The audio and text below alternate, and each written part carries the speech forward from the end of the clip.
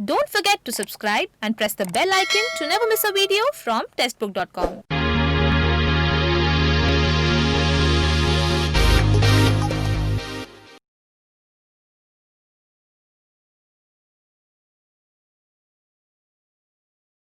Hello officers, कैसा चल रहा है आपके पजल्स का प्रिपरेशन? आई होप अभी तक जितने भी पजल्स डिस्कस किए हैं सारे के सारे पजल का डिस्कशन क्लियर है।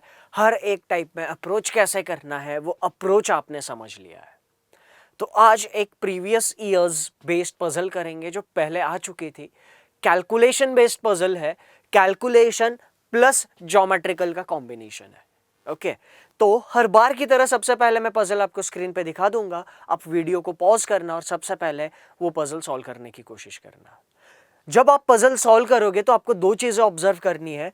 एक, पहले आप पजल सॉल्व कर लेना अपना जो कुछ भी है, ओके, और उसके बाद जो यहाँ पे डिस्कशन होगा उस डिस्कशन में होने वाला अप्रोच, डिस्कस होने वाला अप्रोच और जो आपने यूज किया था वो अप्रोच, क्या इन दोनों में फर्क है? अगर फर्क है तो कौन सा अप्रोच ज्यादा बेहतर है?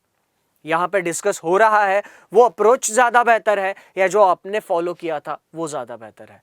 जो भी अप्रोच ज्यादा बेहतर होगा उस अप्रोच को समझना है आपको। अप्रोच को समझना है मतलब क्या करना है कि उसमें हमने इंफॉर्मेशन कैसी थी और कैसा दिमाग लगाया ये हमें सोचना है। ठीक है, तो अभी मैं पजल आपको स्क्रीन पे दिखा रहा हूं। पजल आपके स्क्रीन पर है, वीडियो पॉज करना और इस पजल को पहले खुद सॉल्व करना। चलिए डिस्कस करते हैं। नेक्स्ट स्लाइड पर आते हैं। अभी इस स्लाइड पर आपके सामने पजल की सिर्फ कंडीशंस है। ठीक है, पजल का जो पहला पैराग्राफ था जिसमें पजल का इंट्रोडक्शन दिया था, अभी मैं यहाँ पे पढ़ता हूँ और वो यहाँ पे डिस्कस करेंगे। ठीक है, पूरी पजल स्क्रीन पर नहीं आ रही थी इसीलिए आपके सामने सिर्फ कंडीशंस है अभी स्क्रीन पर। ठीक है, अब देखो पहले पैराग्राफ में दिया था 6 पर्सन्स एक ट्रायंगुलर टेबल पर बैठे हुए जिसमें से 3 कॉर्नर पर बैठे हैं, 3 साइड पर बैठे हैं। ठीक है, और उनमें से कुछ अंदर की तरफ देख रहे हैं, कुछ बाहर की तरफ देख रहे हैं और उनके पास अलग अलग नंबर ऑफ चॉकलेट्स है। चॉकलेट का नंबर भी कुछ तो दिया था। ठीक है, तो जो भी हमें दिया है उसके अकॉर्डिंग सबसे पहला हमारा काम क्या है? बेस चूज करना। एक ट्रायंगुलर टेबल पर 6 लोग, तो सबसे पहले तो हम ट्रायंगुलर टेबल पर 6 लोगों को बिठाएंगे। ठीक है, 3 लोग कॉर्नर पर बिठाएंगे और 3 लोग साइड पर बिठाएंगे। ओके, तो ये हमारा बेस बन गया। और नंबर ऑफ चॉकलेट्स जो हमें दिए थे वो नंबर ऑफ चॉकलेट्स भी नोट डाउन कर लेते हैं। 1 2 5 10 नंबर ऑफ चॉकलेट्स क्या दिए थे हमें? 1 2 5 10 और क्या दिया था हमें? 50 एंड 100। 10 50 एंड 100 ये नंबर ऑफ चॉकलेट्स हमें दिए थे। अब ये नंबर्स आपको एग्जाम में लिखने नहीं है क्योंकि आपके सामने पूरी पजल एक ही बार पे स्क्रीन पे रहती है। यहां पर बस एक्सप्लेन करने के लिए नंबर्स चाहिए, इसीलिए मैंने लिखे।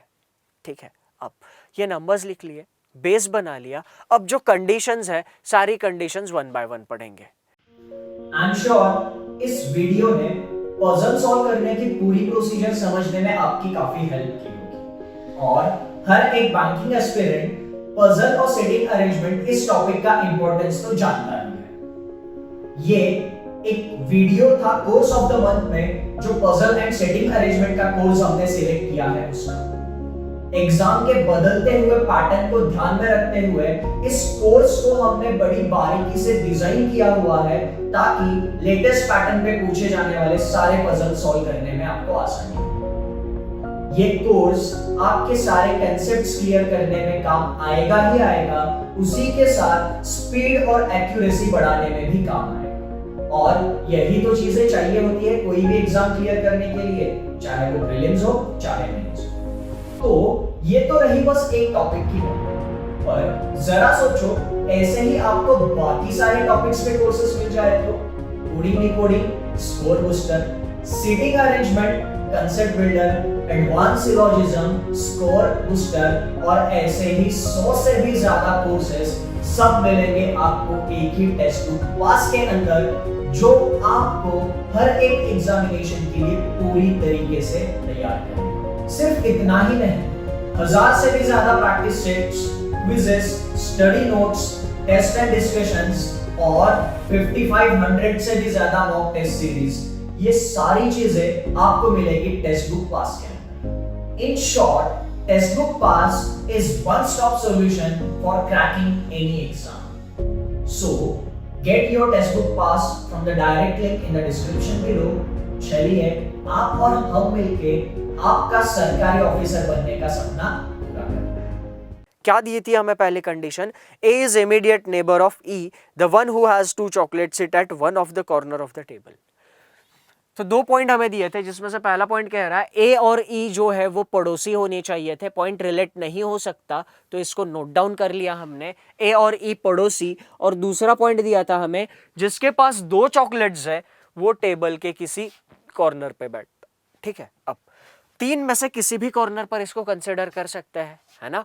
यहां पर कंफ्यूजन बस ये है कि जिसके पास 2 चॉकलेट है वो अंदर देखेगा या बाहर देखेगा। ठीक है, पर अभी के लिए हमने उसकी पोजीशन तो फिक्स कर ली है। आगे देखते हैं क्या दिया है। Only 1 person sits between c and f and both are facing same direction. Point हमें क्या दिया था? सी और एफ के बीच में सिर्फ एक पर्सन बैठता है और इन दोनों की फेसिंग डायरेक्शन जो है वो सेम होनी चाहिए थी। पॉइंट हमने नोट डाउन कर लिया। आगे हमें क्या दिया है? E and B are facing opposite directions. ठीक है, पहले हमें दिया था सी एफ के बीच में एक ही पर्सन होगा और दोनों सेम डायरेक्शन देखने चाहिए। आगे हमें दिया था E and B are facing opposite direction. E और बी इन दोनों की फेसिंग डायरेक्शन क्या होनी चाहिए थी? अपोजिट होनी चाहिए थी। पॉइंट नोट डाउन कर लिया है। आगे क्या दिया है देखते हैं। Only 2 person sit between the one who has 1 chocolate and the one who has 5 chocolates. जिसके पास 1 चॉकलेट है और जिसके पास 5 चॉकलेट है उनके बीच में सिर्फ 2 लोग बैठते हैं। ठीक है, और आगे हमें दिया था and both are facing the same direction. 1 और 5 के बीच में 2 लोग और दोनों की फेसिंग डायरेक्शन क्या होनी चाहिए? सेम होनी चाहिए। ठीक, चलो अब आगे देखते हैं क्या दिया है। आगे हमें दिया था product of the numbers of chocolates of a and f is equal to the number of chocolates e has. ठीक है, क्या दिया है? ई के पास जितने भी चॉकलेट्स है वो बराबर है किसके? ए और एफ के पास जितने भी चॉकलेट्स है उनके प्रोडक्ट के। ठीक है, अब देखो यहां पर अब तक बेस में तो कुछ चीजें सॉर्ट आउट नहीं हो रही थी, यहां पर नंबर से रिलेटेड कुछ कंडीशन दी है। कैलकुलेशन बेस्ड या फिर नंबर बेस्ड पजल में आपको जहां कहां पर भी नंबर का आइडिया लग जाता है वहां पर नंबर्स के ऊपर थोड़ा सा दिमाग लगाना है। ठीक है, अब ए और एफ का प्रोडक्ट करेंगे तो ई का अकाउंट मिलना चाहिए। इसका मतलब यहां पर 2 ऐसे नंबर्स प्रेजेंट होने चाहिए जिनको अगर हम मल्टीप्लाई करते हैं तो हमें तीसरा नंबर मिल रहा है जो इसी लिस्ट में प्रेजेंट है। ठीक है, अगर हम 1 और 2 को मल्टीप्लाई करेंगे तो 2 आ जाएगा, है ना। बेसिकली थोड़ा सा सोचो, हम इनमें से किसी को भी एक कंसीडर करते हैं तो दूसरा जो भी नंबर लेंगे वही नंबर ई का काउंट बन जाएगा, क्योंकि एक लिया, एक से किसी को भी मल्टीप्लाई किया तो वही नंबर आता है। कोई भी नंबर 2 बार रिपीट नहीं हुआ है तो क्या इंडिकेट करता है? इसमें से किसी का भी काउंट 1 नहीं हो सकता। अगर यहां पर किसी का 2 कंसिडर करते हैं और 5 कंसिडर करते हैं तो 2 और 5 का मल्टीप्लिकेशन 10 होता है, तो ई का 10 काउंट हो सकता है अगर इनमें से किसी एक का 2 हो और किसी एक का 5 हो।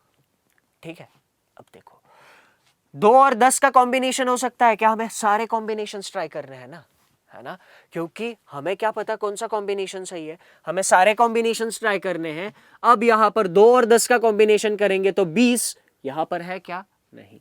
2 और 50 का कॉम्बिनेशन करते हैं तो 100 मिलता है, 100 यहां पर है, यानी ई का काउंट 100 हो सकता है जब इनमें से कोई एक 2 हो और दूसरा 50 हो। ठीक है, वैसे ही अब 2 और 100 का कॉम्बिनेशन नहीं बन सकता। 5 और 10 का कॉम्बिनेशन 5 × 10 50 बन सकता है, तो ई का काउंट 50 हो सकता है जब इनमें से कोई एक 5 हो और दूसरा 10 हो।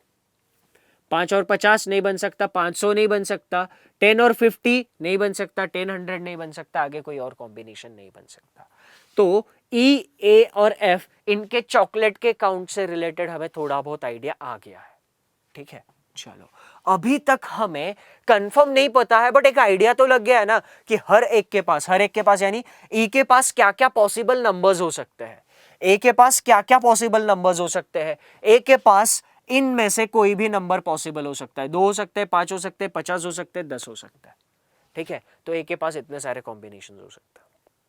ओके, तो यहां पर नंबर्स से रिलेटेड कंडीशन मिली तो नंबर्स में क्या क्या पॉसिबिलिटीज बन सकती थी ये हमने थोड़ा सा फिगर आउट कर लिया है।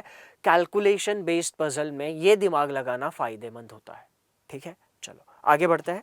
आगे हमें दिया था E sits third to the right of F. F's chocolate count is 5 times of D's chocolate count. E sits third to the right of F. F क्या first second third right E होना चाहिए। ठीक है, और F के chocolate के count से related information क्या दी थी? F's chocolate count is 5 times of D's chocolate count. F का चॉकलेट काउंट जो है वो D के चॉकलेट काउंट के 5 टाइम्स ज्यादा है। यहां पर थोड़ा सा दिमाग और लगा लेते हैं। डी का चॉकलेट काउंट क्या क्या अज्यूम कर सकते हैं? डी का चॉकलेट काउंट अगर 1 अज्यूम करते हैं तो एफ का चॉकलेट काउंट 5 हो जाएगा। 1 और 5 दोनों नंबर हमारे पास अवेलेबल है। डी का चॉकलेट काउंट 10 अज्यूम करते हैं तो एफ का चॉकलेट काउंट 10 हो रहा है। ठीक है, तो 2 और 10 दोनों भी हमारे पास अवेलेबल है। अगर डी का चॉकलेट काउंट 5 अज्यूम करते हैं, 5 इंटू 5 25, एफ के लिए 25 नंबर है क्या हमारे पास? नहीं है।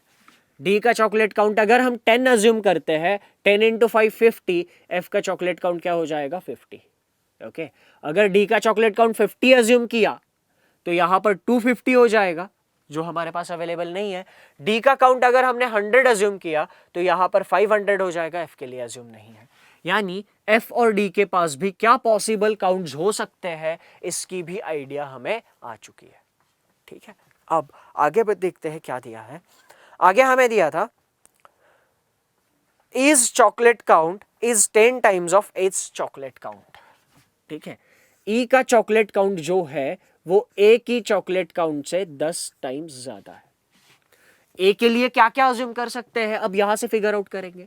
A के लिए 1 अज्यूम किया, E के लिए 10 हो जाएगा। 1 और 10 ये नंबर हमारे पास अवेलेबल है। क्या कर रहे हैं? कैलकुलेशन से रिलेटेड जो भी कंडीशंस मिल रही है वहां पर पॉसिबिलिटीज क्या क्या बन सकती है बस ये देख रहे हैं। ठीक, ए के लिए 2 अज्यूम किया तो ए के लिए 20 हो जाएगा जो हमारे पास अवेलेबल नहीं है।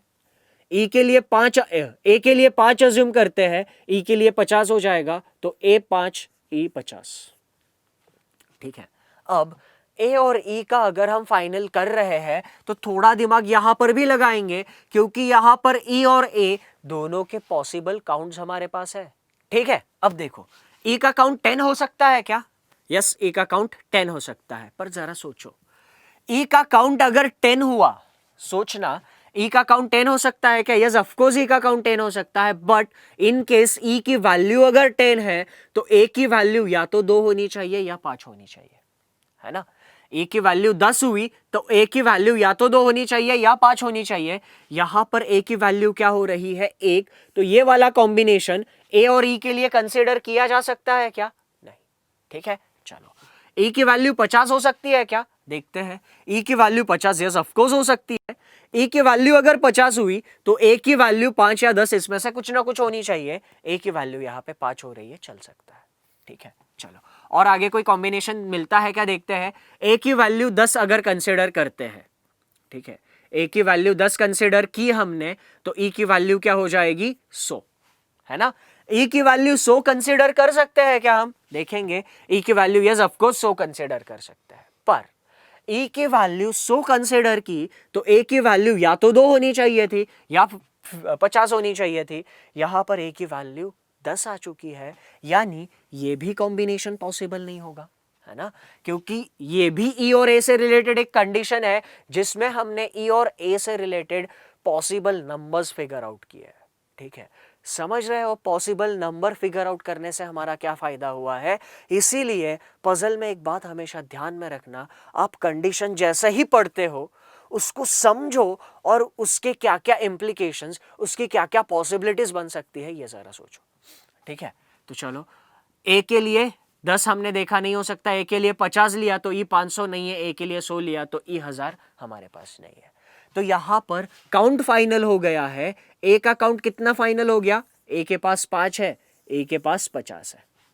ठीक है, अब देखो ई के पास 50 है, यानी यहां से ये 2 कॉम्बिनेशंस कैंसिल हो जाएंगे, है ना। ई के पास 50 है, यानी यहां पर एक ही कॉम्बिनेशन बचेगा, ये वाला, है ना। ई के पास 50 होते हैं तो ए के पास कितने होने चाहिए थे? 5, तो एफ के पास कितने हो जाएंगे? 10। F के चॉकलेट का काउंट फाइनल हो गया। ठीक है, अभी क्या क्या फाइनल हुआ है? A का 5, E का 50, F का 10। ठीक, अब F का 10 होता है तो यहां पर ये कॉम्बिनेशन हट जाएगा, ये भी हट जाएगा, और D के पास कितने चॉकलेट्स आ जाएंगे? 2। D का काउंट फाइनल हो गया है। D का काउंट जैसे ही 2 फाइनल होता है तुरंत समझ में आना चाहिए था, क्लिक होना चाहिए था, हमारे पास बेस में 2 लिखा हुआ था, तो बेस में D को रिलेट कर सकते हैं। D के पास 2 चॉकलेट्स है। अभी तक इतनी सारी चीजें सॉर्ट आउट हो चुकी है, पर कब? जब हमने कैलकुलेशन पर थोड़ा सा दिमाग लगाया। अब यहां पर एक कंफ्यूजन फिर भी है, ये D के पास 2 चॉकलेट्स तो है, पर D अंदर देखेगा या बाहर, ये कंफ्यूजन कैसे सॉर्ट आउट करेंगे? 2 केसेस बनाएंगे। एक केस में कंसिडर करेंगे D अंदर की तरफ देख रहा है, तो दूसरी केस में कंसिडर करेंगे D बाहर की तरफ देख रहा है। तो सबसे पहले बेस बना लेता हूं और इस बेस में दोनों केसेस कंसिडर करेंगे। एक केस में D को लेंगे अंदर की तरफ फेस करते हुए, दूसरी केस में D को लेंगे बाहर की तरफ फेस करते हुए।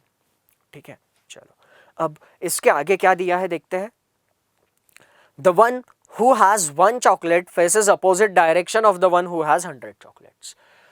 जिसके पास 1 चॉकलेट है वो 100 के अपोजिट डायरेक्शन फेस करता है। इन दोनों की फेसिंग डायरेक्शन क्या होनी चाहिए थी? अपोजिट होनी चाहिए थी। ठीक है, चलो आगे क्या दिया है देखते हैं। आगे हमें दिया था the one who has 5 chocolates sits immediate left of the one who has 5 chocolates sit immediate left of the D. D के immediate left में वो पर्सन बैठता है जिसके पास 5 चॉकलेट है। D बाहर देख रहा है, immediate left यहां पर हो जाएगा। D अंदर देख रहा है, immediate left यहां पर हो जाएगा, और वो बैठेगा जिसके पास 5 चॉकलेट है। 5 चॉकलेट किसके पास है? A के पास, तो A बेस में रिलेट होना चाहिए, है ना। 5 चॉकलेट किसके पास है ये हमने पहले ही फिगर आउट कर लिया है, तो A फाइनल हो गया बेस में। जैसा ही ए बेस में लिखते हैं, एक कंडीशन याद होनी चाहिए, ए और ई पड़ोसी होने चाहिए थे। ए यहां पर है, उसका पड़ोसी ई यहां नहीं लिया जा सकता, यहां पर ले लेंगे। ए यहां पर है, पड़ोसी ई यहां नहीं लिया जा सकता, ई यहां पे ले लेंगे। ठीक है, ए ई फाइनल हो गए। अब आगे देखते हैं क्या दिया है। ई और एफ से रिलेटेड कंडीशन है हमारे पास, ठीक है ना। E जैसे ही रिलेट हुआ, F और E से रिलेटेड एक कंडीशन थी हमारे पास, वो याद आनी चाहिए थी। F के तीसरे राइट में E होना चाहिए था। जरा ऑब्जर्व करना इस कंडीशन को। F और E के बीच में कितने लोग आ चुके हैं? 2। अब E यहां पर है, 2 लोग यहां से छूटे, 2 लोग यहां से छूटे, F को तो यहीं पे आना है, ठीक है ना। अब F यहां पर अंदर भी देखेगा तो इसका पहला दूसरा तीसरा राइट E हो जाएगा, और F बाहर भी देखेगा उसका पहला दूसरा तीसरा राइट E हो जाएगा। F की फेसिंग डायरेक्शन फिलहाल फाइनल नहीं है, ठीक है। चलो यहां पर E है तो E के अपोजिट F होना चाहिए था।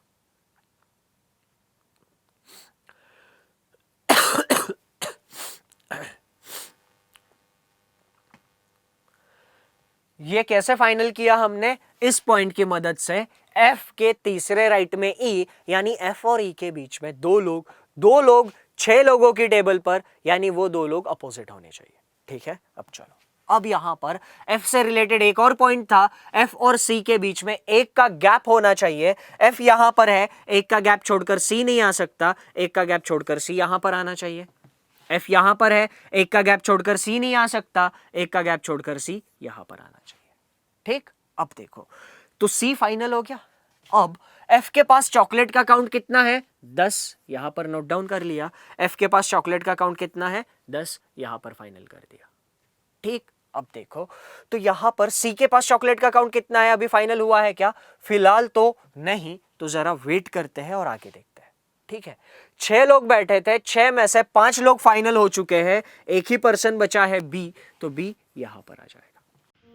आई एम श्योर इस वीडियो ने पजल सॉल्व करने की पूरी प्रोसीजर समझने में आपकी काफी हेल्प की होगी, और हर एक बैंकिंग एस्पिरेंट पजल और सेटिंग अरेंजमेंट इस टॉपिक का इंपॉर्टेंस तो जानता ही है। ये एक वीडियो था कोर्स ऑफ द मंथ में, जो पजल एंड सेटिंग अरेंजमेंट का कोर्स हमने सिलेक्ट किया है उसका।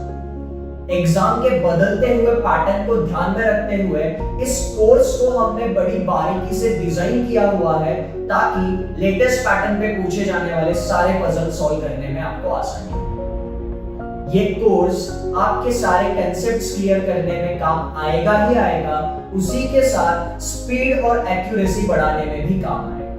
और यही तो चीजें चाहिए होती है कोई भी एग्जाम क्लियर करने के लिए, चाहे वो प्रीलिम्स हो चाहे मेंस हो। तो ये तो रही बस एक टॉपिक की बात, पर जरा सोचो ऐसे ही आपको बाकी सारे टॉपिक्स पे कोर्सेज मिल जाए तो coding decoding, score booster, seating arrangement, concept builder, advance syllogism, score booster और ऐसे ही 100 से भी ज्यादा कोर्सेज सब मिलेंगे आपको एक ही टेक्स्ट बुक पास के अंदर, जो आपको हर एक एग्जामिनेशन के लिए पूरी तरीके से तैयार करेगा। सिर्फ इतना ही नहीं, 1000 से भी ज्यादा practice sets, quizzes, study notes, test and discussions और 5500 से भी ज्यादा मॉक टेस्ट सीरीज, ये सारी चीजें आपको मिलेगी टेक्स्ट बुक पास के अंदर। In short, text book pass is one-stop solution for cracking any exam.